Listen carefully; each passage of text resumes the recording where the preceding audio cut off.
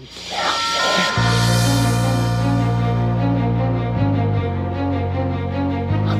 out, man.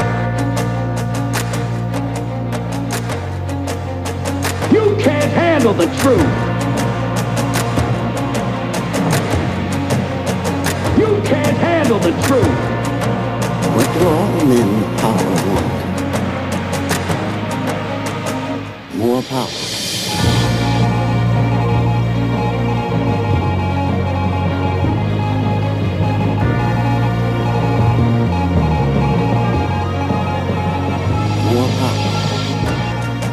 And now, broadcasting live from deep within the borders of occupied liberal territory known as California, Luca Zanna with Love, Guns, and Freedom. All systems go. Don't tread on us, we're not afraid.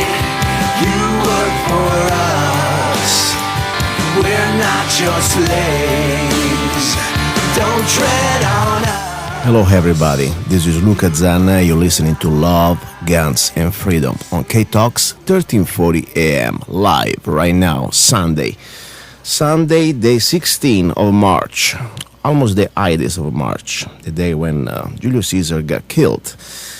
Anyway, today we have an interesting show. You know, I know many of my Republican friends, they're going to start to hate me, say, wow, you invited him again. And when I say him, it's Mikel Weisser. Yes, Michael, I know you're there on hold, and I will go through briefly now after I go through the sponsor. You're going to be my guest today. We will talk today. We'll continue the conversation that we had a few weeks ago. And the reason why I want to invite Michael, because, you know, I like to exchange ideas, especially when people don't agree. My idea is not to preach to the choir with this show. I would like to reach the other side. I would like to somehow find some common ground that we can all get at least understanding that our rights, I don't care if you're a Democrat or Republican or Libertarians, we are all under attack. And sometimes they say, you know, I right to leave the 99 sheep out there and trying to find the lost one. I don't want to try to put them down that is lost, but the idea, I want to reach people that we don't agree. And hopefully we can understand what's going on. So Mikel Weisser is going to be my guest for the next hour. Then second hour we will talk about something very interesting, like, for example, the purpose of a rifle. And I'm not talking hunting purposes or even self-defense. What I look for me as the main purpose of a rifle, and we will see exactly what type of rifles, my humble opinion, I suggest you should get, and training, mindset, and different things. And let's not forget that today I will shock some of my listeners and friends with a special proposal, an offer for Mikel Weisser, that is running for Congress for the Democratic ticket for district, exactly Arizona District 4. I will shock my listener and I will offer to Michael this offer that he cannot refuse. Let's see if he will refuse it. Anyway, before we start, I need to thank the sponsors, because without them, we couldn't be here. And I really appreciate them. First of all, I would like to say MP Gun Sales. Thank you. Thank you very much. It's a great gun shop. It's also a gunsmith.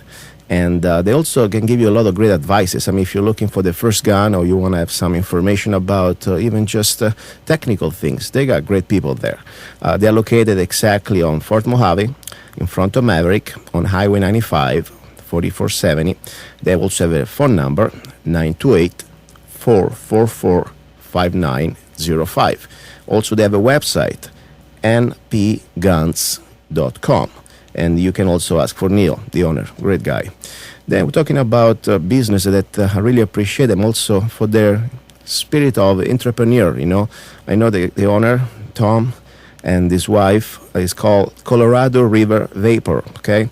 They're located just not that far from MP Gun Sales. They are still on Highway 95, Suite C, number 4400. Exactly the phone number is 928-763-3536. And the reason why also there is I really like this business because, first of all, they offer an alternative to regular cigarettes. And I think it's a great idea, and I think it's much healthier idea than regular cigarettes. Of course, for me, you can smoke whatever you want. It's your life. It's your health. I'm not going to judge you.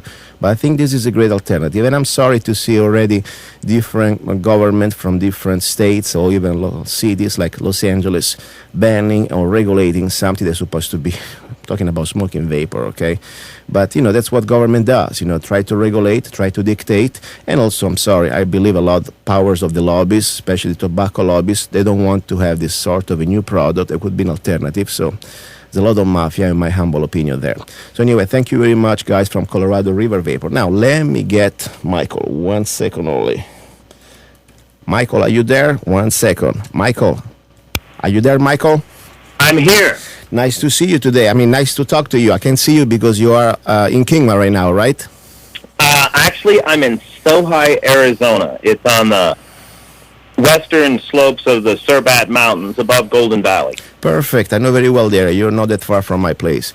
Anyway, thank you very much for coming back. I appreciate it. And I already would like to give you a little bit of introduction briefly before we start to talk about the topics that last time we were not able to touch. We had 2 hours conversation. It went so fast. I really enjoyed, by the way, and I think it was great. And today I would like to close it. Me too. Things that we didn't touch. Last time we touched probably most things that we agree. We talk about, first of all, the unconstitutional wars. We talk about, this sort of a corporatism. We talk about the private Federal Reserve. Hey, Luca? Yes, go ahead. I would like to point out to the people who are listening on the internet. Yes. I know that there's at least one lady in Idaho.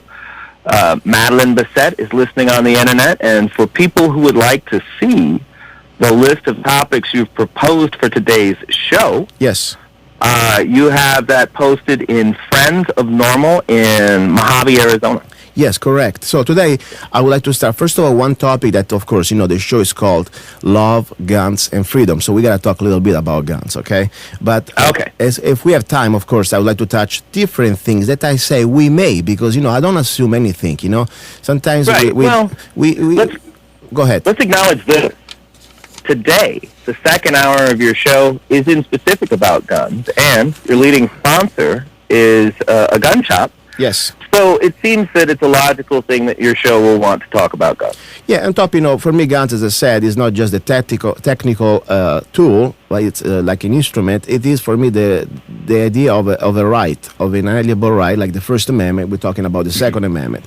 Anyway, let's first of all remind to our listeners that you are not just a political activist. That would be a great thing anyway. You are also an Arizona Democrat running for U.S. House of Representative for District 4. That's true. Okay. I'm running in the Congressional District 4. It's the western part of the state, predominantly the Colorado River, the Central Highlands, and the rural areas around Phoenix.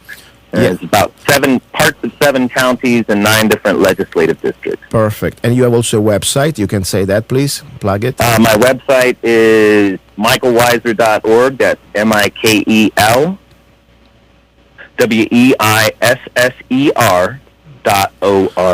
Normally what I do after the show, I always put also the show on lovegunsfreedom.com, and in the special page of the show I will put also the link to your website so people can know more about you, okay? Thank you very much. Perfect. Anyway, so today what we'll talk about, first of all, Second Amendment, and if we have time we will try to engage each other with the different topics. And as I said, for me the idea is not to have a debate just for the sake of the debate or just to make a show. No, my idea is to reach my fellow American, that we can at least explain each other and trying to sometimes help each other, because I tell you, I don't know everything, and I'm always ready and open to learn. And I hope that's the best way. I always try. I mean, I know I don't want to be right. I hope most of the things that I touch, I hope to be wrong, seriously. And that's why I'm here. And my goal is to engage each other in a polite way.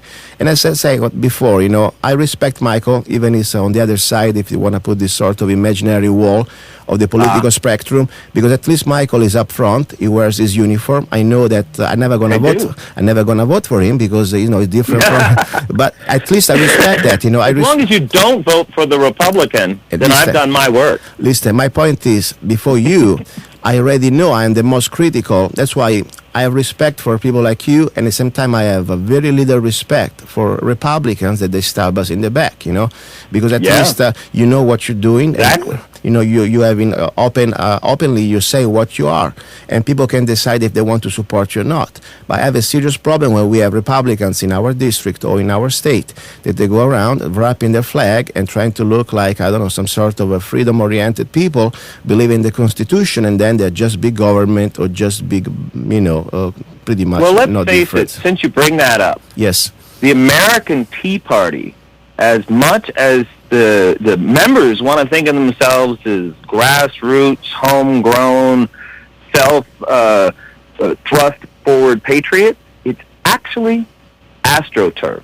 It was started by Dick Armey, Freedom Works, with Koch brother money to get the thing up and running. So it wasn't really the spontaneous thing. And so ultimately, a lot of Tea Party rhetoric comes back to the corporate interests that pay for their PR campaign. I agree, Mike, because there is a point. They try to infiltrate and to take over both parties. Okay, whenever there is a grassroots group, there's corporatocrats that are at the heart of the civil war of the future of the Democratic Party. Recently, the MSNBC talk show The Cycle did a good commentary on the Democratic Civil War, which is not getting the same attention as what happens, like, say, at CPAC on the Republican side. But many of the people in the Democratic Party are like myself. They had been activists who decided to join the party because they felt like we needed structure to make the changes we wanted. And so we've been at, our own loggerheads with the corporatocrat influence that we face in the Democratic Party. Exactly, and don't get me wrong. I know there is a lot of good people in the Democrat grassroots movement. At least they believe genuinely what they're trying to do, and also I believe that a lot of good people in the Tea Party grassroots group that regardless what's happening in Washington at this sort of they try to centralize everything. Not just the parties but also these grassroots movements. They want to create this sort of official organization. And when you see an official organization, there is always something that stinks because they can take over the headquarters and pretty much they can control the rest of the members. So citizens are at a specific disadvantage when it comes to getting political activism. We as individuals may want to feel compelled to be active, but until you start working within a group, you don't have the force and the power to affect change. However, once you start working in a group, then you get hierarchical structure and elites who won't interact with the lower people, and then citizens get disillusioned. Exactly. But I understand what you're talking about. Yeah, and that's why I say it's good to have grassroots, but it must be some sort of a spontaneous, completely independent. You have the same philosophy, you believe in your beliefs, you can create in your community without waiting orders from the headquarters. You are the headquarters, I don't care if you're a Democrat, I don't care if you're libertarian, I don't care if you're Republican. At least you have your independence, and you reflect exactly your belief, and there is no some sort of control from higher level. So pretty much that's what I wanted to say. Now, let's go back to the Second Amendment, okay? Yes, let's do that. First of all, I would like to say, Michael, I am sure I speak for myself and I ask you do you believe in violence? I know that you don't, but I like to ask this, do you believe in violence, Michael, as a sort of a general concept? Okay, an interesting question. I definitely believe that violence exists. That violence is part of the history of humankind, and it's part of the natural order of nature. As a religious person, a Christian, I do not support using violence as a solution, except when I'm being personally attacked or somebody I know, in response to attack. And as a Christian, I don't have a whole lot of interest in pursuing the topics of violence. Perfect, and we agree on that too. I'm a very peaceful guy. I always avoid confrontation, and I believe that violence, I always think as an opportunity, as a resort, the last resort for self-defense. So we pretty much, I think we have common ground that. Because sometimes, it's sad, I hate when people generalize, just because I am into the Second Amendment, people that try to say, oh my God, he must be a right wing, he wants to shoot every rabbit walking around, or I don't know, some other things, watch it, he has a gun. I'm the most Let peaceful. me comment on that. Go ahead, please.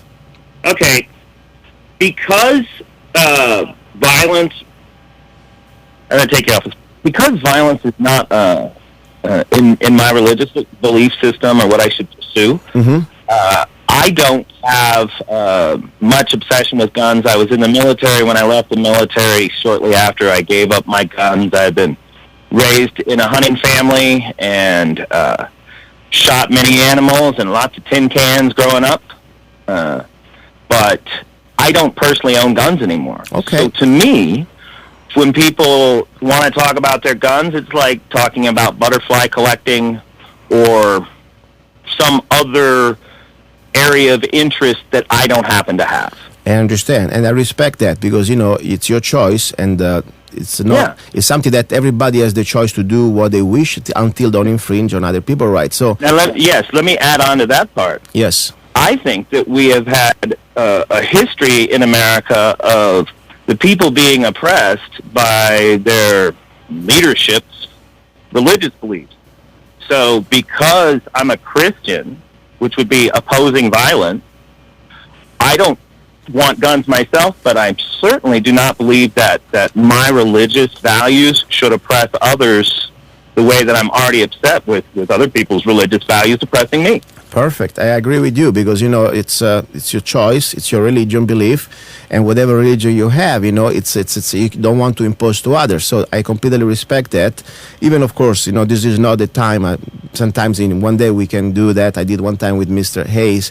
We went to the Christianity, different aspect of the Bibles and the New Testament and the different scriptures, like for example Luke 22:36. But this is not the point. The point is right. we have our own beliefs, and we do not want to impose our beliefs on others until the behavior of other people start to infringe on our rights. That's pretty much my philosophy in general on everything. Like, for example, I know that you are a very strong proponent of legalization of marijuana, and I completely believe that it's your right, it's every human being right to be able to control their body and to smoke and drink whatever they wish till they are responsible and they can afford with their own money. So that's my same, respect, like you say, right. I don't have guns. Well, we're coming to an age in American history where the last 80 years are going to be clearly identified as a boondoggle, a wrong-headed direction, out of touch with the history of society when it comes to cannabis.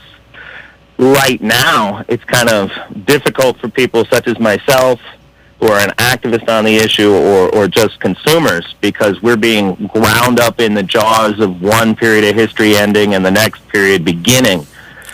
But the future of America's legalization and a lot of the repression that we've faced is going to come to an end. Very good. Now, back to the... I respect you, I support you on that issue, even if maybe I have more liberal way to address the legalization. I don't even think that I should be paying a tax. Well, I like the idea that you're bringing up a comparison between people who are interested in guns and people who are interested in cannabis. Exactly. Because I think that the cannabis issue should get the level of national attention that the gun owners are often clamoring for. I agree. And by the way, we know very well now that they try to use, unfortunately, to deprive people's rights just because they are using legal marijuana. They try to, at federal level, to try to remove them their Second Amendment. And I think that's completely wrong because at that point, that's... Second Amendment? Yeah. I'm unsure what you mean. I am yes. I am because I'm from the outside. Yes. A lot of the discussion that I hear from gun owners and in particular the NRA, it just seems like false propaganda to promote gun sales. I wish there was a better way to put it, but I think that you guys are being so lied to by manufacturers about guns. Okay, we're not after your gun. No, before we go there, I'm talking about the federal government. Every time somebody has officially this sort of a medical marijuana card, okay, they try to pass now laws that if you are a smoker of marijuana, for even with the legality of this sort of medical record, they're trying to put it like you are like under some sort of a special substances and you cannot have a gun. That's Right. It's and I think it's wrong. I think it's wrong because if you like tomorrow, let's say I drink wine, okay, and I can compare wine for me as honestly, it's even probably can be worse than marijuana on some aspect if you get a bad wine. Not that because sounds like my shirt. and Says marijuana is safer than alcohol. But go ahead. yeah, and that's my point. If I drink wine, why the government should deny me the right? I mean, just because I'm a wine drinker of my Second Amendment, why they should have that type of power? Without due process, just because I'm a wine drinker. And that's what they try Right. to do unfortunately, with the people that who smoke marijuana. I'm telling Yes, you. it's a lot like using coffee or tobacco. Exactly. And that's the way we'll see it in about 40 years. Why did they oppress people who use marijuana? They didn't oppress people who used coffee. And that's what I'm trying to say. I would this unfortunately comes from not the NRA. This comes from straight from the government at different levels, state, also federal. They try to criminalize law-abiding citizen smoking a plant, even with the legal car that you have, just because you're smoking that plant. They're trying to deny you your Second Amendment, and I think it's wrong. And this is coming from somebody that I don't smoke at all. That. Oh, I got confused because just now you said Second Amendment, and I was thinking of guns. But you're talking about something else when you say our right to keep and bear arms. The Second Amendment, yes. the right to keep and bear arms. That's all I wanted to be sure I'm clear. Okay, good. Yeah. Okay, good, Mike. Now, second question. We're going through question. Mike, are you familiar, and I know you do, but about the Patriot Act that we had under Bush? What do you think about that? I thought that it was a treasonous act, and I worked 9 years against George Bush. The year before he was elected and all 8 years of his presidency, I think that he was an evil man and a stain on our American history, and his Patriot Act was almost as bad as illegal invasion of Iraq. Okay. And you know that probably many Republicans know me about that. I was one of the few voices not that long ago, even 5-6 years ago, maybe not as long as you were, but since I came to the Mojave County, I started to understand, and I wanted to stand for the truth, and I really realized that the Patriot Act was nothing about patriot, it was an act of fascism, a violation of our Bill of Rights, and, I don't stand with... The Patriot Act is a prime example of people being led by knee-jerk manipulations of government, and this has happened throughout the administrations. It's not just Bush, but Bush is a prime example where people want to be patriots. And we were in a big crisis at 9/11, and Americans were thinking, how can we support our country? So labeling something the Patriot Act was like, Michael, you know that putting a flag up. The Patriot Act was written way before 9/11, was planned for us. I do know that, but it was marketed to the American people. Yes, they needed the crisis. With that coercion. Yes, I agree with you, and completely I'm against it, and I hope more people, also from the Republican Party, we understand the act of treason that we went through. So what I was headed for is, at the time, a lot of Republicans and a lot of Democrats backed the idea of the Patriot Act because they cared about the idea. But that it was, as you know, it was rushed through Congress far faster than the ACA or any other laws that we hear people concerned about. How come they didn't take the time on that? That was like, you're right. It was already written. They launched it. They had it slam dunked. Exactly. And then we were stuck with it. And the reason that Republicans and Democrats are coming to realize now is because now we've had some time to read it and see what's actually in the ideas that we were sold as loving our country. Okay, perfect. Now, second step. Are you familiar with the National Defense Authorization Act under Obama, where Americans can be arrested by the military? This is the repealing of the posse comitatus we're talking about before Civil War, detained indefinitely, tortured and killed without access to a judge, lawyer, or jury, bringing us back before the Magna Carta that you know very well. Yes. So good. This is the point. That's why I'm trying to bring the point that is no more, Bush was... For your radio listeners. Yes. If they are on the internet and they access YouTube or my Facebook, they should be able to find a video or a poem that's called Obscene. And in that, I discuss my reaction to the Patriot Act, or to the National Defense Authorization Act. Good, and that's especially the indefinite detainment of American citizens essentially because we offended somebody, not because of some action that was taken that was a physical threat, but because, homegrown terrorists are now targets. Yeah, I mean, if you see now the definition of homegrown terrorist, you can see that it's so wide. If you protest against the war, if you are, believe in the Constitution, if you don't believe in global government. I mean, there are so many things that everybody. The word liberal and the word conservative are both. Yes. Keywords in looking for who counts as a terrorist. And really, anyone who has a strong opinion. Exactly. And that's my point of today's show. I mean, I'm trying to reach people that normally would have tried. They try to keep us separate, and we forget that we have, unfortunately, the man behind the curtains. That's their purpose, because we are both at risk. Our freedom of speech, our freedom as a human being, it's at risk, because nobody is safe. No Republicans under Bush, they were safe, and no Democrats under Obama are safe. I mean, this is the point. No, and you're pointing out that the law becomes larger than the political party, and that's what people were concerned about, like the liberal faction such as myself in the early 2000s. After 9/11, the American public acquiesced immense powers to the presidency and to government, doubled the size of actual, that may be an inaccurate figure, but they greatly increased the size of government with the development of Homeland Security. And people thought that was okay, but once you start a process like that, it just continues. And now we're 10 years later, and on many levels, America has to worry about, are we becoming a police state? Bravo. And that's exactly what I was bringing the topic to.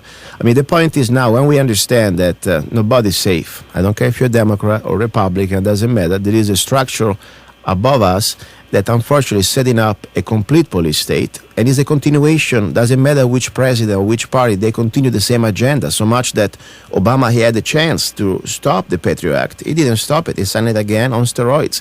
Guantanamo. I mean, Guantanamo is still open, for God's sake. There are people without trial, without any type of due process, sitting there for 14 years. I mean, it's insane. Tomorrow could be one of us. I mean, that's what I'm trying to say, So that's the point. Now, and I'm going to spare you the things that probably you already know. I mean, you're aware that Homeland Security, the last few years, is buying out more than 2 billion rounds of hollow-point ammunition and 3,000 armored vehicles for the first time. I do recall that. Yeah, I mean, this is something that you understand. Hollow-point ammunition, Homeland Security, is not to Iraq. That would be bad enough. But this is for civilian use. You know that for the first time in the history of American history, we have Chinese troops right now on U.S. soil in Hawaii. They're training with our military. Are you aware of that? I was unaware of that, but I'm unsurprised by that. Over the last 20 years, anyway. Good. And China has been the beneficiary of a propaganda campaign in the U.S. to help us become more normalized with thinking of them as, our manufacturing sector. But China hasn't changed its civil rights and human rights positions. They're still, one of the most egregious countries in the world when it comes to the way they treat their citizens. Exactly, and that's my point. Now we have a lot of things that we need to start to think as Americans, regardless of the parties. If we believe in freedom, if we believe that we have rights, and our rights are under attack. I mean, look, for example, we have Russian troops now that they're stationed in Colorado the last 6 months. And let me tell you exactly the source where it comes from the FEMA website. FEMA has an agreement between FEMA and Russia to use Russian troops on U.S. soil in case of an emergency. Are you aware of that? Well, now, I was unaware of that. I do want to keep something in mind. Places like Haiti. Yes. Where there was an emergency, a catastrophic, very large emergency. It was not inappropriate to have armed forces from around the world come and help in the crisis. Okay. I'm not necessarily convinced that there is an international plot ready to attack Americans, which is often a theme in right-wing messaging. Well, all I can say, I'm not saying that anything. I just say that it's kind of weird for Americans. I mean, we have a lot of allies in NATO, okay, Western Europe. I mean, why, if you really want to, first of all, I think we have soldiers we should bring back home, and that way they should be able to defend ourselves in case of an emergencies, or National Guard, of course, is being deployed now all over the world too. So that's another thing that I completely have a problem with that, because our government should keep our troops closer to home, and so we don't need to have, I don't care if they're Russians, Italians, or French troops on U.S. soil. That's number one thing. But for sure, if we've been thought all these years, the billions and trillions that we wasted in this Cold War, the last 50 years, and now the Russians supposed to be the one to patrol in our streets, I think, I don't need to be a genius. I don't need to be some sort of an analyst to understand that something doesn't stink right. Right. Well, keep in mind that right now Russia, with its Ukrainian crisis going on, is being re-imaged for the American people. Again, it was a long time we were supposed to be trained that Russia is not the Cold War enemy that they used to be, and they can be our friends and business partners. And now, like the lens has been changed back to the Cold War enemy. Michael, I got somebody. But I want to ask you. Yes. I want to ask you. United States, I believe, has troops in countries around the world. I agree. We should bring them back. We should bring them back, and that's my point. I'm bring back most of them. Yes. Sell those bases to the home countries, and let's have more focus on our own country instead of using the American power to scare the rest of the world into compliance. At least last night I was driving, I heard that, we're giving to Pakistan every year more than $60 billion just to buy them out and to keep them, our soldiers around their place. I mean, this is insane. I mean, these are tax dollar. And yes, we have more than 150 bases around the world, in 150 countries. Yeah. And unfortunately, that's part of the plan. That's what I'm trying to say. All this information I'm giving you, like, for example, John Kerry signing the Small Arms Treaty at the United Nations at the end of September, and the Russian troops and the Chinese troops, and all the different elements. For example, Obama shutting down the Southern Air Defense System, March 2013. I mean, the National Defense Authorization Act that we have 30,000 drones now for the first time in American history flying over our skies, legally spying on us. And only God knows what's going to happen if they're going to start to put some missile like they're killing people in Pakistan. I understand about the issue of weaponized drone systems. And you're probably aware that that's a powerful issue for the left as well. Yes. One of the best books written on drone warfare is by Medea Benjamin, came out in 2012. I recommend it highly. But I also want to point out, as Ms. Benjamin does, and there's no lady on the planet who is more seriously working on opposing violence, that drone systems that are not weaponized are a tremendous advance for society, and we don't want to demonize the process of having robotic ways to do things because of fear of abuse, of like weaponizing drones. I mean, Michael, all I know this one. This is just, I'm not talking just about the drones. I'm talking about all these little parts of the puzzle. Okay, little elements. Okay. Yes. Oh yeah. Sure. And now we sit down for a moment as people with logic, and we start to smell. I smell fascism. I smell something's brewing in the air. And my question for you: do you feel now you're living now in a free America? And do you live like we got more free since the last 6 years with Obama? That's a simple question. Have we gotten more free in the last 6 years? Or at least that's a complicated question. I got an answer for you. Did we regain some of our lost liberties? Let's put it in this way, that we lost under Bush. Let me say again, that's a complicated question, but I do have an answer for you. Go ahead. First, you ask if I feel like we're in a crisis of democracy, and my answer is yes, but it's not a new development for my concerns. That's why I have become steadily more political since the 1980s, because the crisis is visible if you stare at it. Now, second question, under Obama, yes and no. I think that our society, through technology, through demographics, through just social evolution, is becoming more free. more able to enunciate their feelings, more able to coalesce and organize. But I don't believe that that's a direct result of things that the administration has done, as much as the social evolution, as technology advances, so society advances with it. I think that there are ways that Obama has not advanced liberty. I complain about those. I think there are ways that he has advanced liberty. When you think about the LGBT community. Okay, Michael, I'm not talking now. Listen. Impact Michael, on what liberty is. I'm trying to bring 1 second on this one now. I understand the social issue like lesbian, gay, that's fine. This is not about now the drugs or hemp or things that I also agree with you. This is my point. It's very simple now.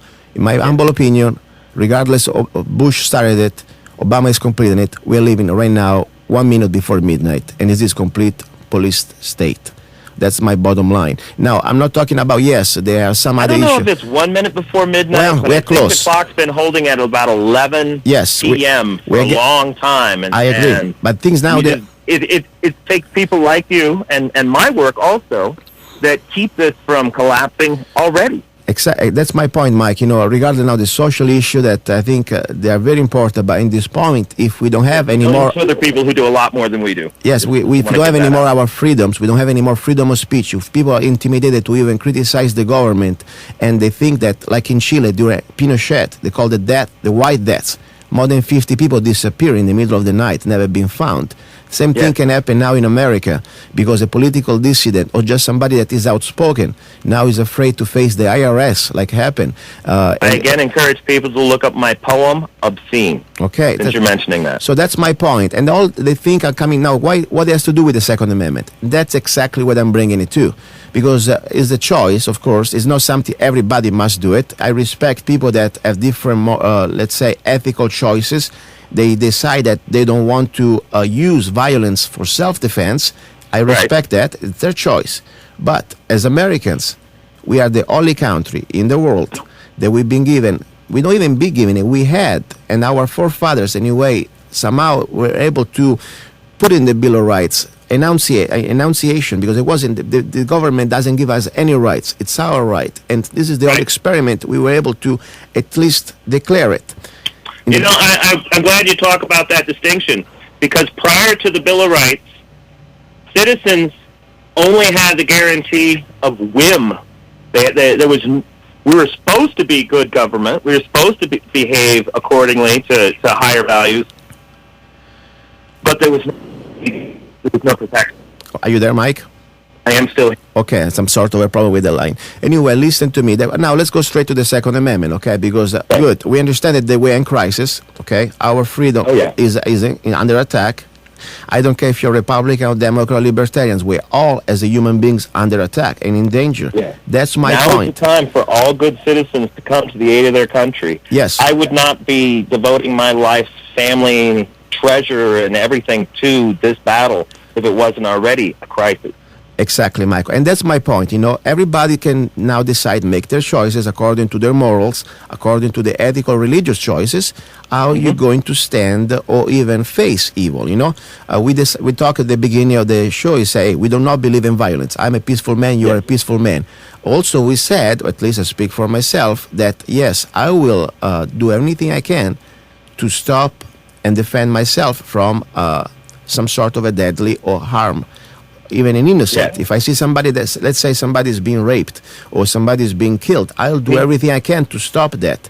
If somebody's tried to kill me, I'll defend myself, okay? Yes. That's the bottom line. So that's the point. Now, how and when we're going to fit the Second Amendment? That's where I'm bringing it to. I read on your campaign website, michaelweiser.org, that, you support gun rights. I believe in a well-regulated militia, part of the Second Amendment as well. I don't want a 4-year-old with bazookas. Do you? I'm reading what you said. All men are not angels. Some folks are criminals, are fools, and some folks are nuts. Let's be reasonable. I believe that entirely. In fact, that is part of the philosophy that James Madison used when he wrote the Constitution, or in his work on the Constitution, as he explained. all men aren't angels. I agree with you. We have to have a government that's strong enough to protect us from each other and also well-written enough to protect us from itself. Michael, the only point is, do you believe that we're supposed to be paying for the responsible for other people's actions? Let's say tomorrow somebody's driving a car with smoking marijuana and is going to smash and kill somebody. Should all the other people smoking marijuana should be responsible for that guy and say no more smoking marijuana? Because this is the topic that I've been listening from many of the right side. And I hear that. And I'm very mad at that because I say, how dare you? I mean, the same thing you can say with anything. We could say with the alcohol. You could say even with just the Second Amendment. And it's a very dangerous type of... so do we agree that everybody should be responsible for their own actions, correct? Once again, Luca, I champion your suggestion that the rights of cannabis owners should be treated as sacrosanctly as the rights of gun owners. I agree with you. It's your right, it's your body, and always with the respect that we are responsible and our rights end when other people's rights start. So, let's say I'm a gun owner. I am the only responsible for my gun, and if I do something wrong, the collectivist, the society shouldn't pay for my consequences. Let's say, for example, there is a... I don't know. Why? Here's the thing. Why? And this is a problem that I have with a lot of libertarian thought, is it starts out with a disregard of the social contract. All men are my brother. I'm not obligated to Americans because I like some of them. I'm obligated to Americans because this is my country, because this is my world. I understand. You see the difference? My only point is this, Michael. If tomorrow we use this logic, okay, there has already been in Colorado, the first week after the legalization of drugs, somebody that he drove smashed, he was completely intoxicated, smoking marijuana, and boom, he went to a car accident, I think, with some police car. I would like you to post a link on to that for me, because I wanted to learn more about that. I'm unfamiliar with it, but the point is, there has been right-wing disinformation already that's been exposed coming out of Colorado. Michael, like the story from the Maryland sheriff who said 37 people died from overdose. Listen, I know that, erroneous. And I'm being sarcastic there, because I don't believe that even if it's true. Let's say even if somebody had an accident while intoxicated, I don't care if it's alcohol or marijuana.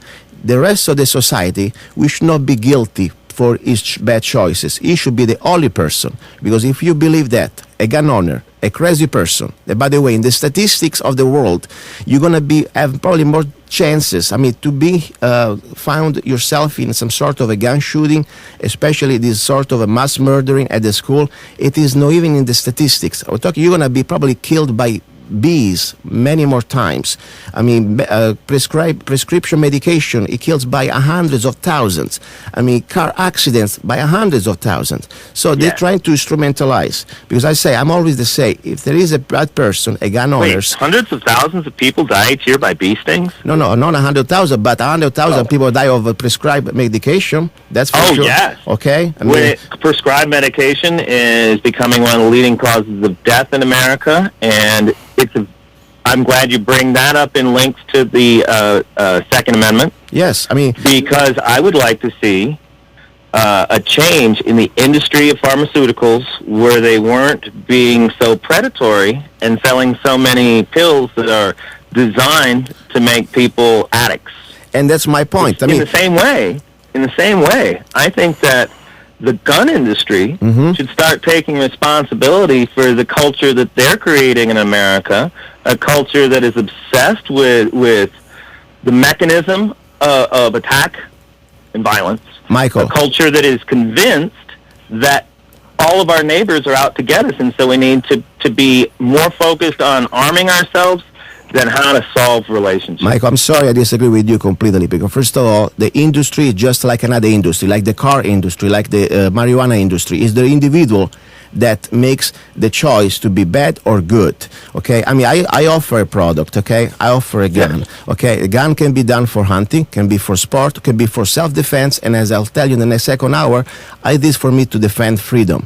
As I show you do offer a product, Luca Zanna. You create music. That's fine. I know that, right? And you market your albums. Michael. And you do not market those albums based on trying to convince the American public they need to be scared of an enemy. Michael, as I say, the gun issues, the gun industry, okay? If we go, even the cars, they try to sell a car, okay? They're going to give you the advantage or the benefits of the type of car. The gun, I would like to know, what type of gun, what type of benefits, what type of technological advances has. Absolutely. Okay. It's like any other collector's item. Now, Sure, we want to look at it that way. My point is this one, to keep it simple and generic. First of all, we should not be responsible for other people's action. If one individual does something wrong, it should be the only person responsible. Oh, Luca, no, I gotta check you on that, because again, keep in mind the predator that you're after us being able to defend ourselves against. There are predators in society that use deception, that use misinformation, that scare people into doing things that aren't for their own good. And in many ways, the gun industry is part of the right-wing Michael, propaganda campaign. You know what I hate sometimes, because, I'm not right, I'm not left. I just try to stand for facts and truth. Well, I wish that the gun industry wasn't right-wing, but it has decided that that's the part that they want to choose, Michael, and create an artificial divide. Which book did you read, this right-wing? I mean, I'll look at this. I am a law-abiding citizen, okay? I'm a not-violent person, and I have the right as a human being to defend my persona, my family, and my freedom. And then at that point, I don't care if it's Smith & Wesson, Taurus. I don't care. I don't need the government to tell me that they're trying to brainwash me. Because I didn't say anything like that. No, I understand. But that's my comment. But my point I didn't say anything like that. I didn't challenge your right. I didn't challenge the fact that you are a human and can use guns for all sorts of reasons that don't involve violence against others. What I'm challenging, Michael, the way the gun industry creates an artificial atmosphere of fear that does not help society. Second question. And they do it so they can sell more guns, so they can sell more bullets. Okay, and guess what? That's capitalism, sure, but it's not a good way to be. Okay, this is fine. Let's move on to the next point. First of all, do you believe the Second Amendment is an individual right? I'm not sure what your question is. Yes, but what's your question? Do you believe that the Second Amendment is an individual right? You mean a right that individuals have? Mm-hmm. Yes. Okay. But I also believe that the Second Amendment starts out with a part, an introductory clause that the right wing tend to ignore, and that's the importance of a well-regulated militia. Okay, and the right of the people. Let's read it together, the Second Amendment, okay? Are you there? Okay, yes. Okay, first of all, you have in front of you a little Second Amendment. I can give it to you. You know what? I have one in my jacket over here. I'm sitting in my office. I want you to read it for me, because I think this is more important that people hear from your voice than mine, because this is something very important. Because probably for me, it's, I'm not a lawyer, and I pretty much believe that you don't need to be a lawyer. You don't need to be an educated person. Let me read it for you if you don't find it. A well-regulated militia be necessary for the security of a free state. Okay? That's the part you were talking about. Yeah. First of all, I have it now. Okay, let me then finish the second part. Finish. Go ahead. The right of the people to keep and bear arms shall never be infringed. Okay, if you look at the Bill of Rights, and you're a professor, you know better than me these things, the Bill of Rights was made for, the First Amendment is not a collectivist, it's not for the militia, it is for an individual. So the Second Amendment, when they say the right of the people to keep and bear arms shall never be infringed. The right of whom? The people. Shall means must not be infringed. That's for me simple as that. But more important, let's not forget, Michael, the militia, okay? Who is the militia? Who is the militia? Who was the militia during the Revolutionary War? Was us. In that time, the militia was the majority of the armed forces. In my mind, the word militia means the ability of the citizenry to rise up in case of disaster. Or an emergency. So the point was citizen, right? There was not like an organized standing army. Our founding fathers... No, George Washington opposed standing army. Exactly. We know why, because the military-industrial complex, that's where it kicks in.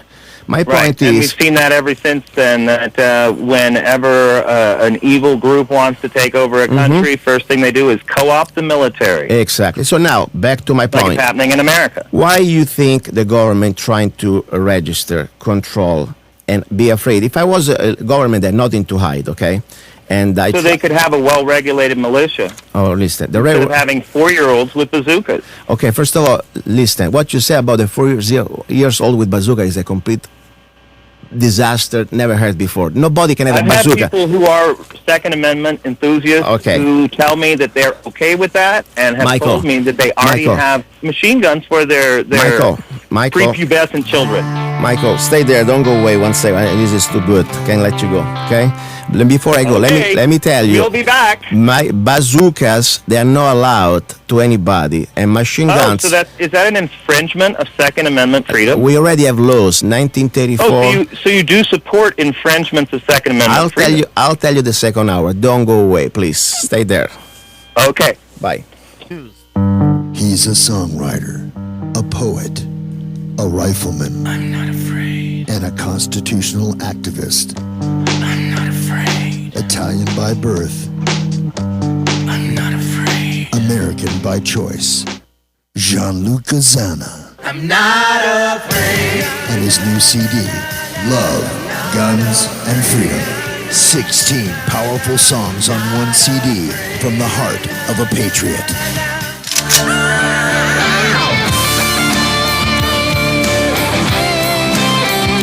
For download or to order the CD, go to www.lovegunsfreedom.com. That's www.lovegunsfreedom.com. Lyrics for your mind, music for your heart. Luca Zanna's new CD, Love, Guns, and Freedom. You're listening to KTOX 1340 AM, Needles, California. Visit MP Gunsmith and Sales at 4470 Highway 95, Suite 13 at Camp Mojave Road in Fort Mojave. If you're looking for a special gun, accessory, or shooter's gift, NP Gun Sales blows the competition out of the water. Automatics, revolvers, ammo, archery supplies, knives, and valuable advice from our knowledgeable weapons masters make NP Gunsmith and Sales the shooter's paradise. Stop by or call us at 928-444-5905. This portion of Love, Guns, and Freedom is brought to you by Colorado River Vapor. The best place for a smoking alternative is Colorado River Vapor in Fort Mojave. Vapor is all the rage, and Colorado River Vapor has it all covered. They have a learning center for one-on-one instruction, and they'll customize a kit for your individual needs. There are over 180 flavors of e-juice to choose from in any nicotine level. There are 2 e-juice bars where you can try your flavors before you purchase. Colorado River Vapor has a wide variety of all the latest vapor accessories. Come in and meet our professional staff and enjoy the relaxing atmosphere and conversation. Ditch the tar and trash the ash and catch the wave and vape at Colorado River Vapor, located at 4400 South Highway 95 in Fort Mojave.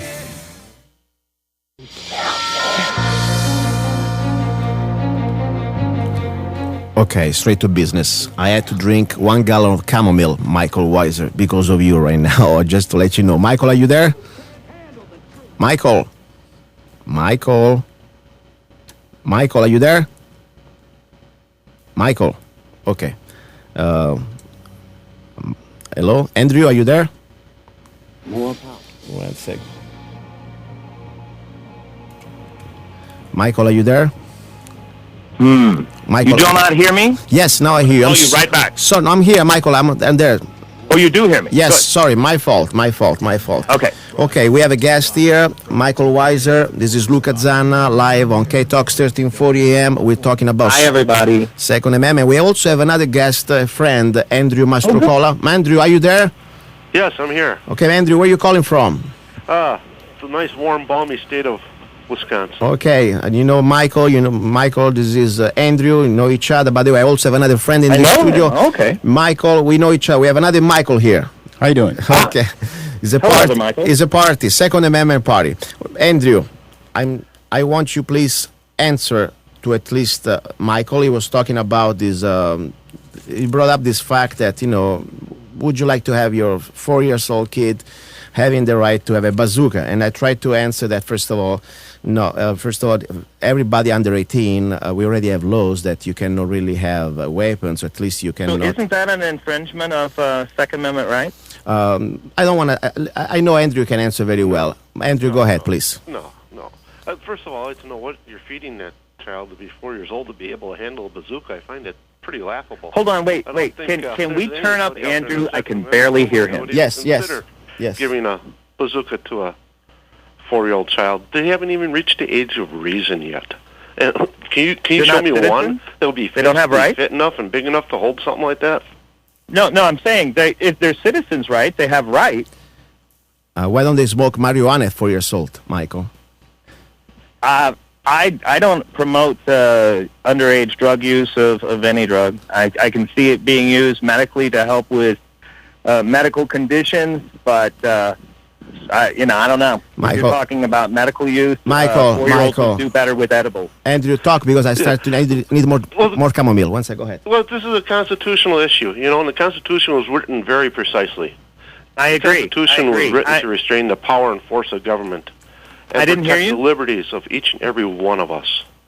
Now, with a government, I'm not disputing that. I'm not sure why you bring that up. Down, you're going to have a government that's going to consume all your wealth and all your liberties. And you give it enough time. Money? I thought he was going to talk about the Second Amendment. Michael Weisser, 1 second. When you talk, I bite my tongue. You know that, and I'm very respectful.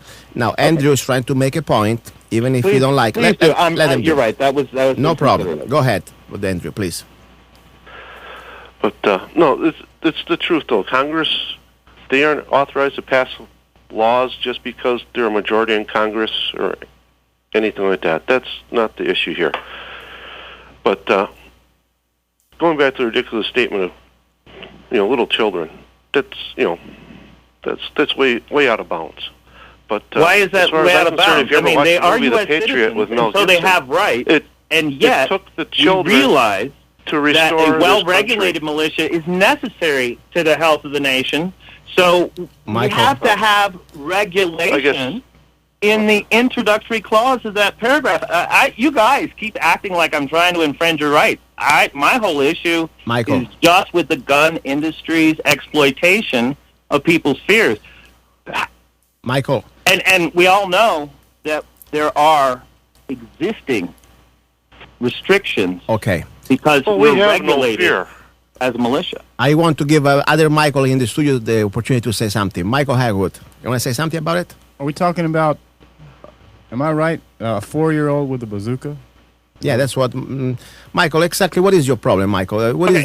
Here's what my statement is. Yes. I believe that people should have gun rights, but I also think that all folks already accept logical limitations on gun rights. It's already part of our culture. People are not allowed to have machine guns. 4-year-olds are not allowed to have bazookas. So, starting there, machine guns you already are part of a well-regulated militia, and the whole bit about the people on the left, such as myself, being an enemy to citizens' gun rights is hooey, concocted by an industry that makes money off of selling you guns. Okay, Michael, first of all, I speak for myself, of course. I have no problem that I have a brain. I don't need granddad or big daddy government to tell me if somebody's trying to sell me something. I can take care of myself. Let's say I'm not a government. I'm a person. No, not you. But I'm telling you, the government shouldn't tell me and take care of me in case the gun industry is trying to push me a new gun every month. That's my right, my money, and I think I'm able enough to decide if I want to buy that crap or not. Seriously. Oh, Luca, I did not challenge you right No. I didn't my statement. Do not confuse that I'm attacking the citizens' rights. No, I'm just talking about the propaganda industry. But that's what I'm saying. saying. The way that it's used in other industries as well that aren't good for... Michael, I understand it. Nothing against you and nothing, I know you're not saying anything about me, but my point is this one. I don't need the government to legislate that me as a consumer, I have a brain It's my money, and I can get bombarded every day, not just from the gun industry, but also by absolutely. every product. I mean, go out in the supermarket, you open the TV, it's all about medication. It's all about something they want to sell you. Guess what? Oh, yeah. I turn it off. And I don't need the government to dictate or regulate the gun industry because I consider that like any other tool. Otherwise, if I think you should enjoy your gun industry in the same way that people enjoy midget car racing. Listen, I enjoy every Go industry. ahead and do it. These are my money, and the government has no right to dictate or to regulate any industry. In my opinion, unfortunately, we already know they've been doing it. Well, no, actually, that's Okay. not true. In this very same Constitution that you were just talking about, Article 1, Section 8, Paragraph 3, does give the government the power to regulate business. You would like to say something, Mr. Andrew Mastocola, about it? Andrew, are you there? Are you still alive, yes, Andrew? I'm here. Otherwise, I go in. I didn't hear him well. He said what? The government has the power. Regulating commerce? Yes. Oh. Yeah. Government has the power to regulate commerce. That's Article 1, Section 8, Paragraph 3. With foreign nations and among the several states and with the Indian tribes. That's the whole sentence. Okay. So you do not believe You're that the taking it government out of has context. the power to regulate within the United States? It out of context. Okay, I would you did this last time you were on Luca's show too. You I don't know what threw you out mean. the general welfare clause out there, and you mentioned James Madison today. And Again, James Madison, the father I of the probably read as Constitution, much of the Alexander Constitution as Hamilton. you have. I'm fairly sure I taught it for 10 years. They were author of most of the Federalist Papers. Expressly said that the Constitution does not give a general grant of legislative authority to Congress. So they do not have the authority to regulate the gun industry like they're trying to do. We have the right to be able to go out and buy machine guns like you mentioned. We can purchase them here. All our county sheriff has to do is sign for them, no problem. He's a This is one constitutional of sheriff, those and we things can where we disagree get on the whatever- we can interpretation. get I'm going to whatever say we I'm want. glad that society does not back your interpretation. Okay. Because regulation History has backs my protected our workers interpretation. and our consumers for this is not- 100 years from terrible abuses. Okay, stop, from everybody. power. Luca, I got a question for Michael. Michael, go ahead. Do you think Fighting this thought. teachers and professors on campuses should be allowed to have concealed carry? Michael. I haven't really given that thought. It seems like another gun thing that's like overblowing a problem.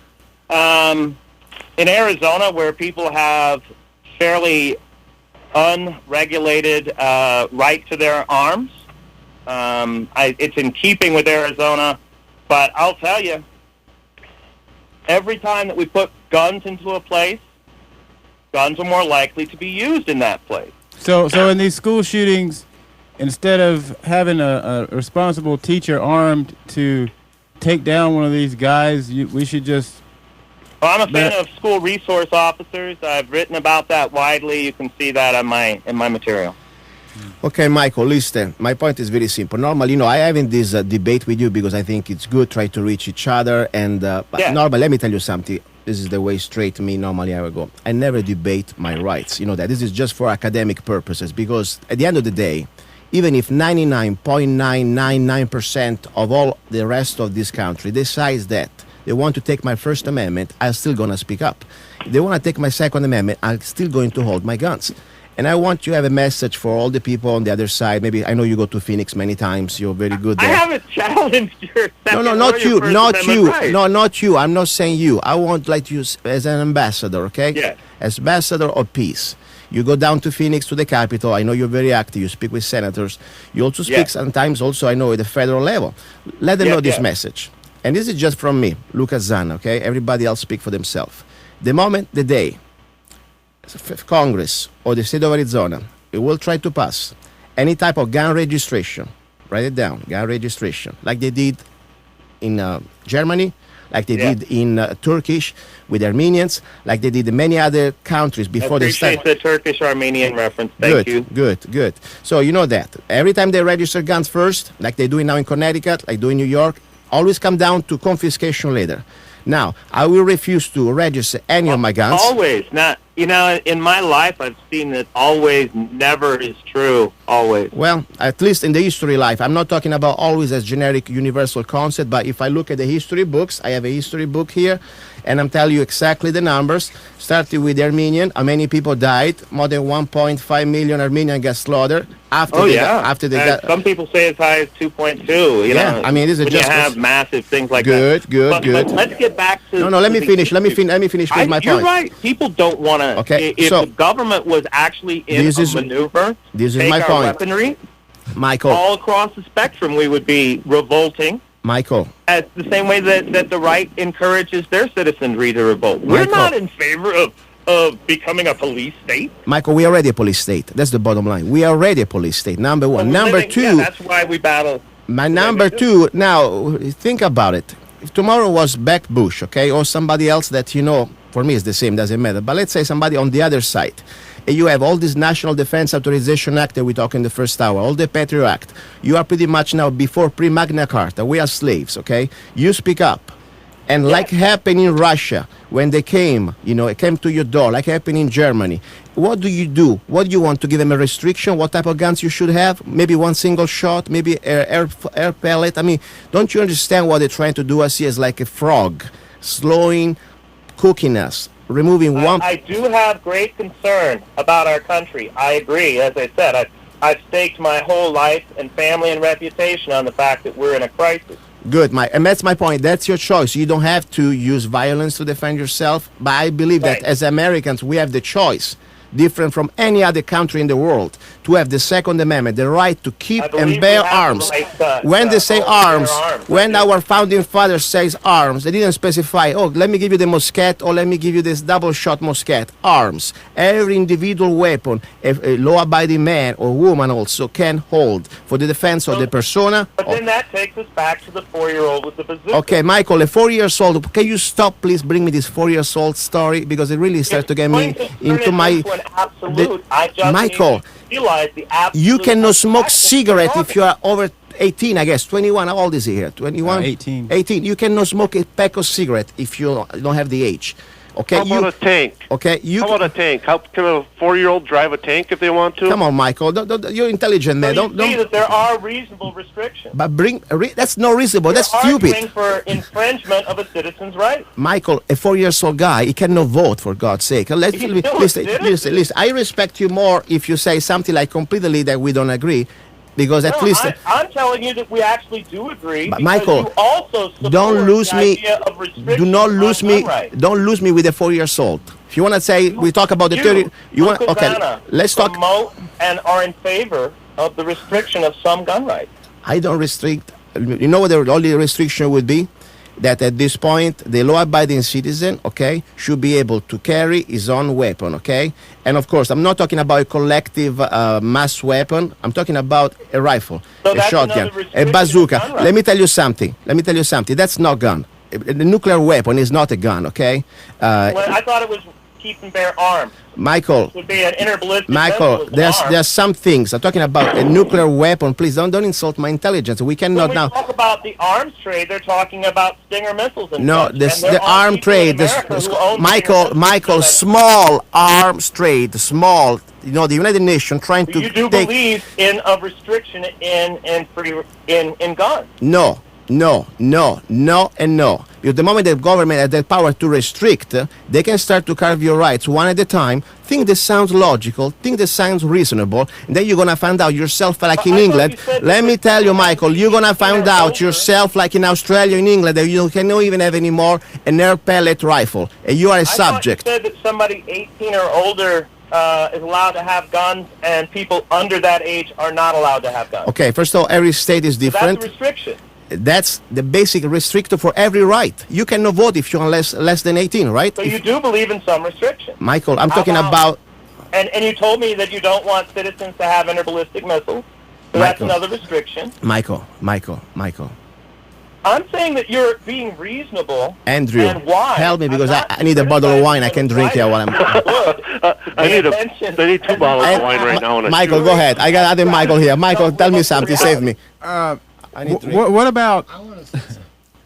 I gotta say something. What about the cities of Chicago, New York, and D.C. that have citizens cannot own a handgun, but that they are the highest crime areas. What about that?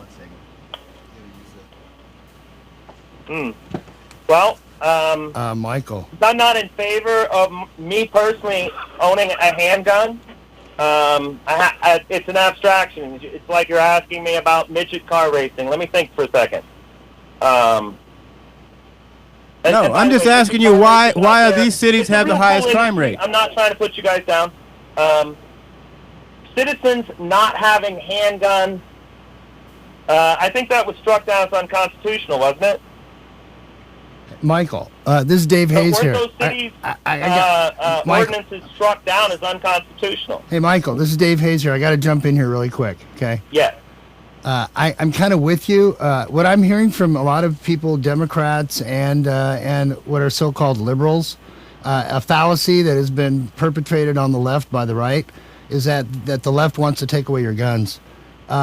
Everybody I know that's a Democrat, that's a very vociferous, very vocal Democrat who is involved in politics, all carry weapons, okay? I don't know very many liberals at all that want to take away your guns. And I'm kind of getting tired of people running around with their heads on fire saying someone's going to take away their guns. Because there is nobody out there, I don't know of any, and I'll be the first one to tell you, as what's been labeled a liberal, that if anybody tries to take my guns, and I believe they are, I will fight against them. But but guess what? That's not happening. That's and right. Maybe it takes. Nations they want to well, wait a minute. The United Nations wants to do a lot of things. Good luck trying to do that in America. If you can't realize that. Well, look what they did in Haiti. Just by reality. Look what they did in Haiti. The United Nations. Are you going to stand by? Are you going to stand by and let them take away your guns? No. Case closed. Thanks. Look what the UN did. Case closed. In Haiti. Thank you for giving me that opportunity, Dave. That was really I needed to get that said. So there's other topics, guys. I know that but you were going to talk about guns, and I was this afternoon, and I appreciate you letting me go on. Don't go away. Don't go away. I used to own a Winchester 3030. I thought it was a great piece of equipment. Okay. I also own a 12-gauge pump, and 22 and stuff. Michael, I understand how it can be a great tool, and people can have tremendous appreciation for it. It's just not in my religious values. And that's fine. And that's my point. Till you keep your religion for yourself and don't infringe on my rights, we all get along. I have a problem. I was trying to point out I'm not after infringing on rights. Good. Now, my question, Mike, would you support any type of assault weapon gun laws? Assault weapon, you mean fully automatic bazooka launcher thing? First of all, what is an assault weapon, Mike? Do you know that? I think that there's a lot of anti-gun propaganda that makes some traditional weapons be considered assault weapons. Assault weapon, I guess, is a weapon that's been designed for military use for lethal offensive against humans. Everything is lethal offense, Michael. Michael, even a single shot black powder, Michael. Everything is lethal offense. Even a rock, it's a lethal offense. Okay, I can kill you with a rock. No, I'm just saying. When I was in the military, the assault weapon we used was an M16, and it was fully automatic, and it could be equipped with various Good. So that the situation is pretty much switched to full auto capabilities. Okay, so when you see some of these politicians now in Washington, everything that looks like just because aesthetical aspect, they call it assault weapon. I don't think it's as significant as the full auto effect. We already have laws, okay? The 1934 National Firearm Act, okay, that was passed during the time. We already have laws that legislate, like as Mandrew was saying. And you agree that is a restriction of I think it's wrong. Right. I think it's wrong because a law-abiding citizen, the idea of the Second Amendment was to have the citizens as a last line of defense. In case the government get rogue, is out of control, I should have the same type of small arms. I'm not talking about bazookas. Honestly, I should have a bazooka too, honestly. That's another thing. Okay, but not a 4 years old. Listen to me.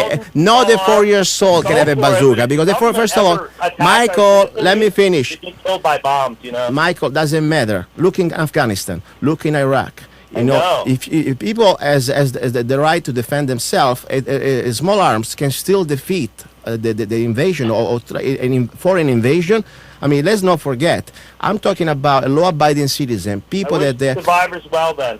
Anyway, my point is If we this ever one. went to war against our government, I don't want to go to war with anybody. All I'm saying, though, that the reason why the Second Amendment was written and how it was written was every man able to defend their country against a foreign and also domestic terrorist. Excuse me, tyranny. I'd like to address something, though, just here basically, Yes. briefly.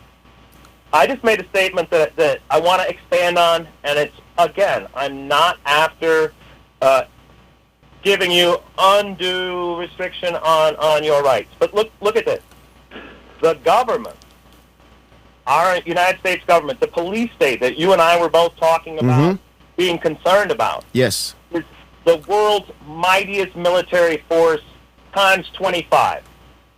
If we should ever go to war against our government, the citizenry that try to rise up will be decimated. And because I know that, I do not think that arming myself is the best way to try to protect me or to affect the change and end up moving away from a government that might want to go to war against me. Michael, that's your choice. That's your choice. First of all, I don't believe in we're going to face our government. That's why we have Russians an official agreement with FEMA. That's why we have United Nations ready on standby. That's why we have Chinese troops in Hawaii. That's why we have our soldiers completely at the lowest minimum level before World War II, 1940 levels, and they're all spread out, as you know, over more than 150 countries. Even the National Guard is overseas. That's my point. Yeah. Our government, I our agree. soldiers, I don't think they will shoot on Americans. That's my point. They know it. That's why they send them out. That's why they want foreigners. Luca, if we are to be at war with our country, maybe it's not just our because country, they Michael. use Germans and Chinese, it doesn't mean that it's still not Michael. the full resources of American power to back those guys. Michael, you have your choice. We cannot operate and create positive change. Can I say something, Michael? You know, in Poland, okay, at the ghetto, when the Germans came, the only resistance they had was the few Jews that they were able to get some handguns, and with those handguns and rocks, they were fought all the way to the rifles, and they gave them a hell to the Nazis, and they were able to at least to die with pride and dignity as a human beings. The moment that you know... I think I'm disagreeing with you. No, I'm not saying you disagree, but let me just tell you this. The moment that... valid argument that people might want to have guns to defend themselves for this and that, but I'm saying when it comes to affecting social change, the gun is not going to be the tool that saves America. It's going to be the word, the way that people talk and the way that people figure out how to agree, not the way that people figure out how to subdue each other. I agree with you, Michael. That's why we are in this show, and we try to change America from a political point of view. We try to, I agree. That's the last resort. The gun, honestly, we already lost. Morally, we are lost. We need to try to avoid. We need to wake up our fellow Americans. That's why, you engage, you go out there, you do what you do. I try to do what I do here, and Andrew is doing what he's doing, and so Michael here. We try to win, first of all, this is a battle of the ideas and trying to gain our freedoms back before we get to the level. But history is repeating itself, and history is being proven many times. From the Cambodia with Pol Pot, you got China. Cambodia is a great example of free state. Yes, and you got Russia, you got Germany, you got Armenia. So the story now we are coming. I mean, I told you before. We have, unfortunately, we see that doesn't matter if left or right. It's all the same, working for the same corporate bankers. And we have now 2 billion rounds. I don't sleep at night. I'm sorry. There is no reason. When I said, David Hayes, they're not taking our guns. Dave, we are fighting back. We are stopping it. They could have got away with murder just 2 years ago in Congress. They wanted to reinstall that assault weapon. Obama just passed a few months ago an executive order that stops the reimportation of over 200,000 M1 Garand that we paid with our tax dollar coming back to give back to the civilians. They don't want arms. They don't want us armed. They're stopping the ammunition. Look, they completely destroy the market. I'm going to back Dave on that. I think it's much more of interest to the people who are making money off of gun sales. Michael, can I say something? Go ahead, Michael. Something about what Dave said about he didn't know any Democrats or liberals that wanted to take our guns. He was talking about the man on the street But the people in Congress, Yes. UN, they are the ones that want to see us disarmed, and they have reasons for wanting to disarm Now, when you us. say the people in Congress, you talking about? I've heard all Nancy 235 Pelosi. or I've heard some Nancy people? Pelosi say herself that if she had gotten the votes back in, I forgot what year it was, that she would tell us to turn them all in. Now, why would she say that? Wow, I'd love to see that. I've heard is it that 100 something that times. We can post as a reference. Yes, I will put it for you, Michael, on the page of today's show. By the way, Michael, I have just a single little question. I know that we can talk about this, and I like it because at least we are trying to educate each other on aspect. And I'm not saying that I'm the one educating, but at least I'm learning from each other here. Michael, you ever heard about the 1968 gun control law? No. Okay, that's very important. You ever heard about Senator Thomas Dodd? That would be the father of Senator Chris Dodd? Yes, correct. Just to let me give you an idea, Michael. I know a little bit about him, but I don't know about Good, his son. good. You know that the 1968 gun control law that was passed exactly 4 months after Senator Dodd died, it is pretty much a copy, and it's proven, I got proofs here, word by word from the Hitler Nazi laws of gun registration. Okay, and there is a copy exactly from Senator Dodd going to the Library of Congress 4 months before this law was passed. Okay, and asking for a complete and exactly translation of the Hitler gun laws. Then it was exactly copy by copy. I have here the translation from the Jewish Preservation of Firearms that I also am a member. That's paid attention to that. Okay. That's outrageous. I'm Yes. glad that's So being now, revealed. America needs to understand that we are already in this sort of complete. It's like a process. They couldn't do it overnight. They started with the 1934 National Firearm Act. That the moment that they used the mafia is killing with the Thompson machine gun. Let's remove the machine guns. And now you have a senator copying a law word by word, translated from Hitler gun laws, and now we are exactly at this level. Next step is going to be registration, and then we're going to have confiscation. History, unfortunately, speaks itself. And I'm telling you, you don't need to choose as a final resort to defend your life in case we are in this situation, but I think it's a human being. Every one of us should have the right to decide. And the moment that, Mike, you understand, if legislators, even in good faith, they think that trying to remove, for example, from a magazine that really our advantage is so little. I mean, after the 1934 National... Hold on. Let me just... Because you were on one point, and let me say, I agree with what you said mostly so far. Mm-hmm. If those... you are correct that we are moving towards a police state. We already are. Michael, we have no more... I'm not disputing that. We have no more I'm habeas just wanting corpus. to work on a different aspect of it. And I'm glad that you guys are concerned about guns, I guess. But I do think that there's no disputing that the industry markets fear and hatred of government, which to me is un-Americanism. Okay, but, hating your government is un-American. Hey, it's called First Amendment, Mike. It's called First Amendment, okay? We don't need to... You have no right to decide... To say what you think, Hey, yeah. Michael, you have... the people has the right to burn their American flag, okay? It's not our government anymore anyway. Exactly. That's another story. When I say something... Hey, Andrew, are you still alive there? Yes, I'm still here. Say something, please. So give me... Well, this gets interesting more and more. But, no, we have to realize here that it's not just a left-right paradigm here. Yes. They're after the gun rights from Democrats and Republicans. There is gun rights are this whole everybody's big gun idea right. out there Let that them talk. The left is against the right and the right is against the left. That's a bunch of pucky. Some of that. I have friends on both sides of the spectrum. Yeah. They both own guns. They both hunt. Now, they also both understand that there's more to the Second Amendment than just hunting. It's about keeping a totalitarian government at bay. Yes. If we don't have that, we're going to wind up in very bad shape. I don't understand why people in the studio are acting like I'm disputing that statement. We are not disputing. I'm disputing about the fact that you're bringing up a 4-year-old kid with a bazooka. You're trying to make light of the situation, and it's a very serious situation. Just as there was during the Revolutionary War. Children did have to take up arms against the British. No, don't bring that, otherwise you're going to really believe Well, that I'm kids going can to have a say, bazooka. if we were in a war zone, then things are that's different. And once again, since I want to pursue something that's not about violence, I'm looking for other ways to solve some of this crisis.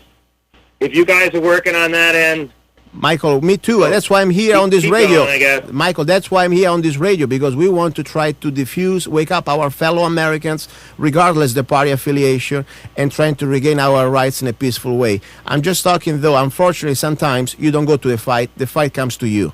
Okay. Yeah. There is a point that you know very well.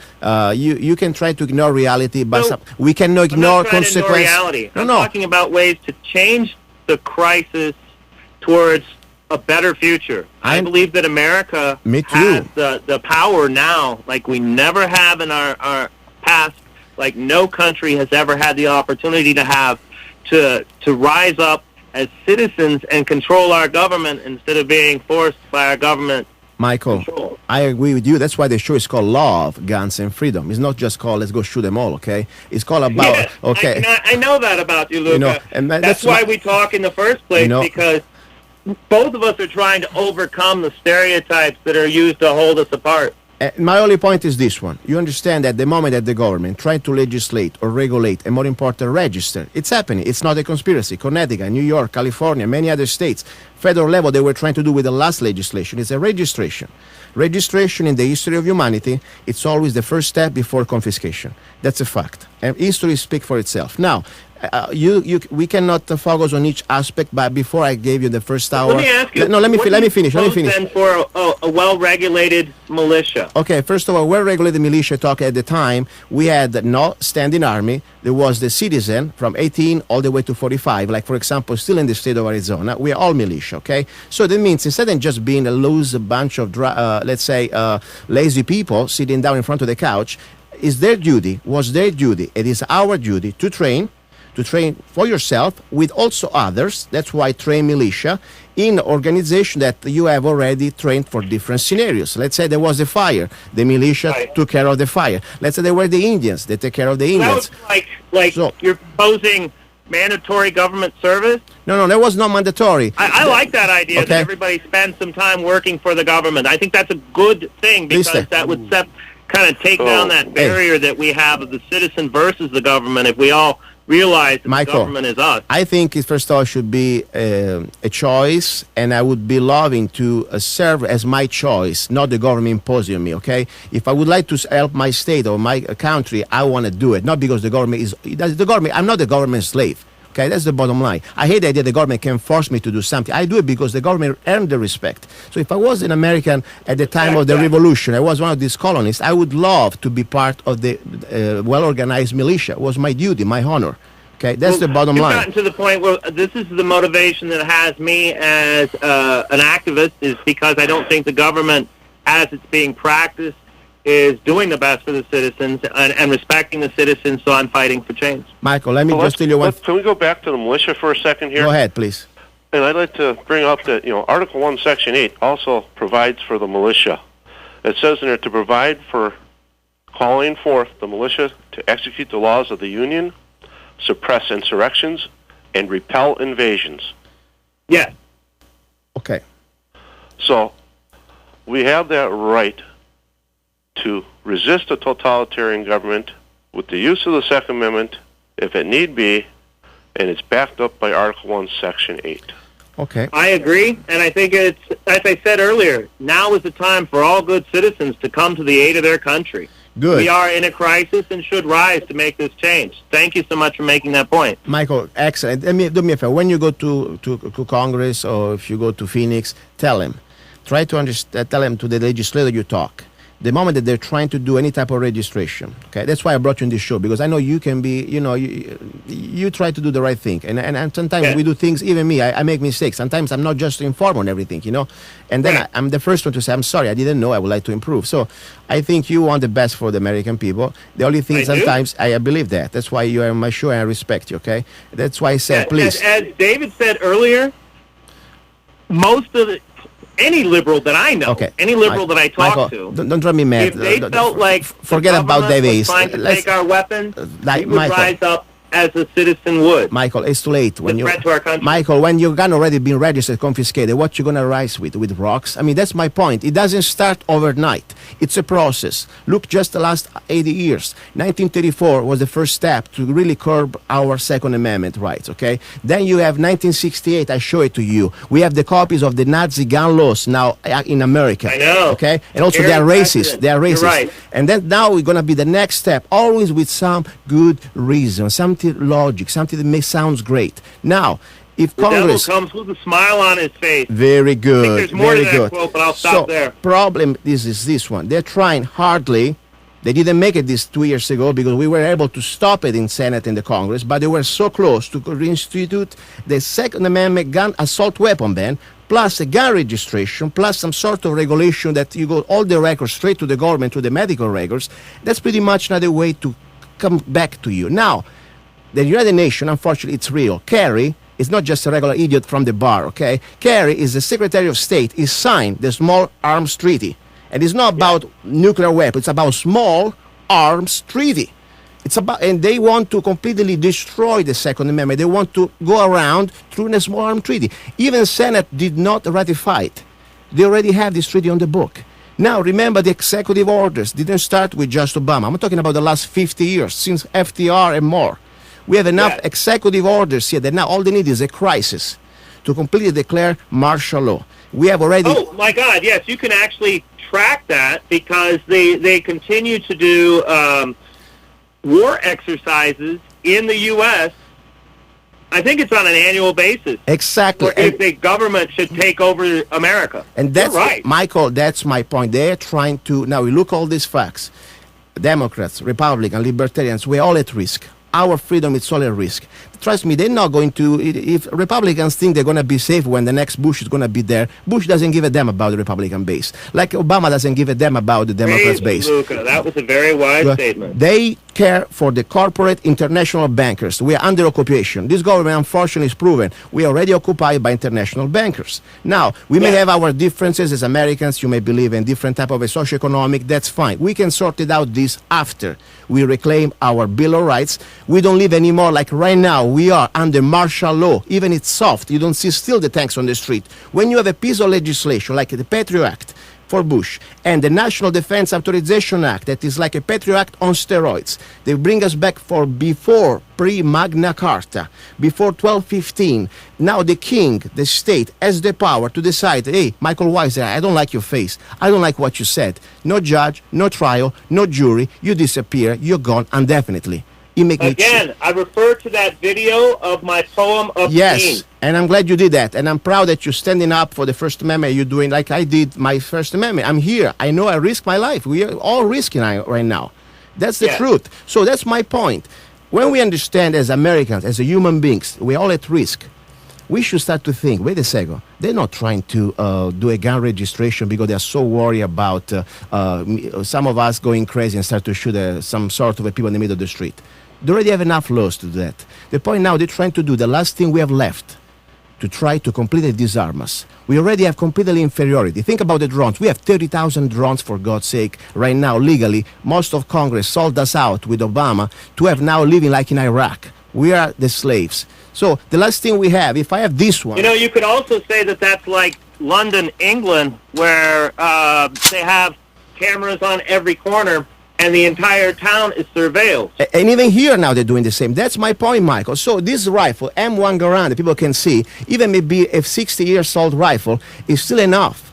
If somebody has love for the country, love for freedom, I would at least have a chance to stand up as a free human being. And they know it. Because I would... You know what? Look, I'm going to say this about the gun thing. And really, just this week, I was in Prescott with a legislative candidate, Frank Cuccia, and I encouraged him that when you get tired of talking about an issue, say, I'm sorry, I'm tired of talking about an issue. And now I see that was probably not the right advice because you had concerns that I've needed to deal with. Good. And let them know. Go ahead. My point is, if our country should end up in a war against itself, if our government entities were used to attack our citizenry and round us up, which could be on the way, because I feel like we're in a police state. You're right.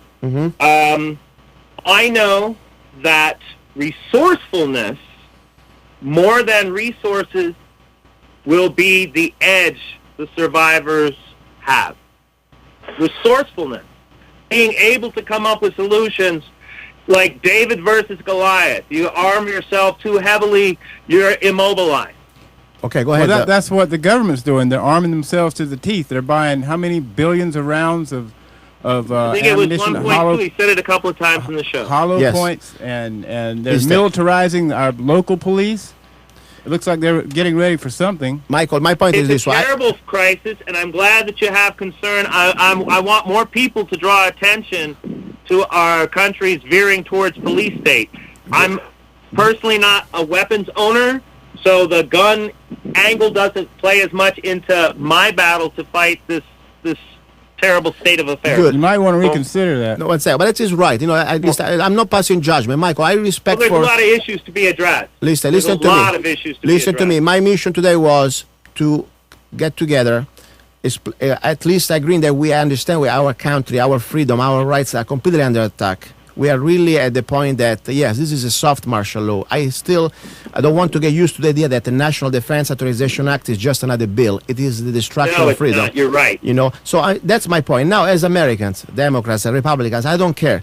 We understand that the last thing we have as a personal choice, and also as a nation choice, to at least have a tool that has been proven in the history of humanity. It was the last line of defense to defend your family, your life, and your freedom. Now, nobody has to do what it's our choice. Nobody's forcing to do this. Right. But you say, please, to your legislators, to the Democrat side, guys, the gun itself is not the problem. It's the person. We cannot punish, we cannot remove a right from somebody just because somebody else is doing something wrong. Otherwise, we should use the same concept with car driving, with the marijuana or alcohol, or anything else. It's an individual right. There are better ways to dismantle the police state than by further empowering the police. And my point, exactly, at the point, even the Democrats should understand a law-abiding citizen, good people with guns is their right, and it's the last line of defense we have. Because we all... Let me do this statement then, and call on all Democrats that can hear me to not support any restriction of rights, whether they be the right of search and seizure, whether they be the right of religion or not religion, or the Second Amendment rights that are so central to this show. Good. And that's my only point. When we have the Bill of Rights, that we all support each other, because that's our basic foundation, then the rest, we can play politics. Then the rest, we can, find different opinion, and that's fine. But at least we are free human beings.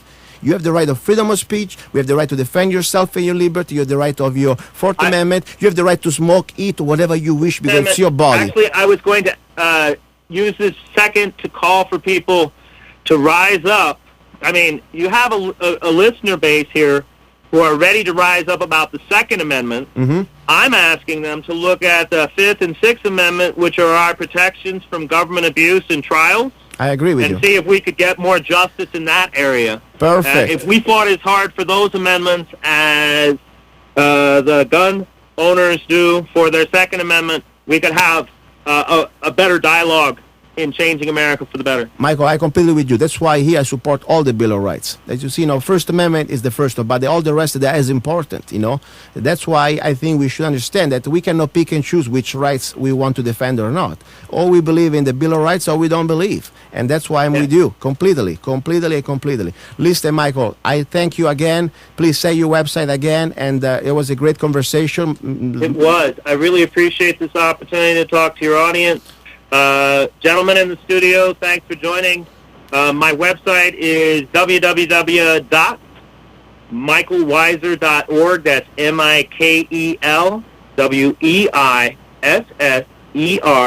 MikelWeisser.org. Thank you, Michael. Thank you. Bye-bye. Thank you, Michael. It was nice talking with you this afternoon. I just want to let you know one thing. Go ahead. Yeah. I prefer dangerous freedom over peaceful slavery. Okay. Don't go away, Andrew. Bye, Michael. Take care, gentlemen. Bye. Okay, we are back in the studio. That was a great, animated but peaceful and civil little debate. And I see, that's the beautiful thing. We agree more than we think. That's the point.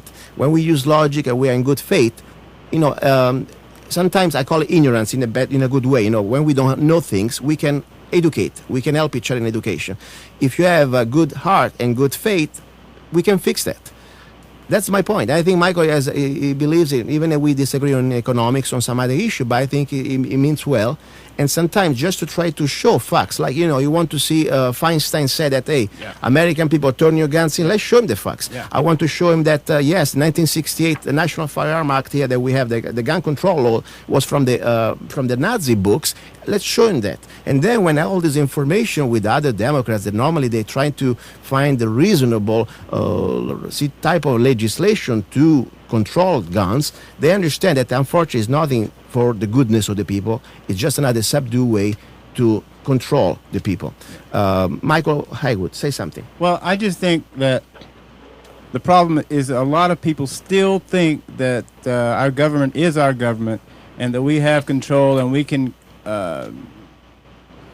talk to them and get our issues out and they're going to follow through with them. I don't think that's the case. I think, like you said, we have been usurped by international bankers. That's their masters. That's who they answer to. And the first thing to do is to remedy that, I think, to Very good. Take our country back. Andrew, say the last words. Well, our Constitution is a constitution of enumerated powers, and that's what we have to remember. Go ahead. Continue. If a power isn't specifically granted to Congress in the Constitution, Congress does not have the power to make these laws. It's really that easy, and we've seen that through our founding fathers. This isn't something new.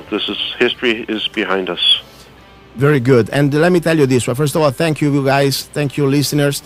My message today, my mission was not to just debate, not to do a screaming match, but was to try to educate each other, to try to stand together as Americans. Especially, I don't want to preach to the choirs. I want to get to the other side because we need each other. They are trying to divide and imperative. Like Julius Caesar said, they want to separate us and conquer us, okay? That's what they're trying to do. Now, we need to stand together, understand that we have the Bill of Rights, it's 10 amendments. We should stand for any one of them. But the Second Amendment is the one that defends all the other rights. That's my bottom line. And please check it out, the website, lovegunsfreedom.com. I will put a show by tonight up so you can also spread it around. And Andrew, say your website, please. Foodfreedomusa.org. Perfect. Foodfreedomusa.org. Okay, very good. And I would like to leave you with the last words, okay? This is something that was from Richard Henry Lee, that was the former president of the Continental Congress, one of our founding fathers. To preserve liberty, it is essential that the whole body of the people always possess arms and be taught alike, especially when young, how to use them. So much for the 4-year-old bazooka guy. See you later, guys. Don't forget, next Sunday, great guest. Thank you very much, and God bless you.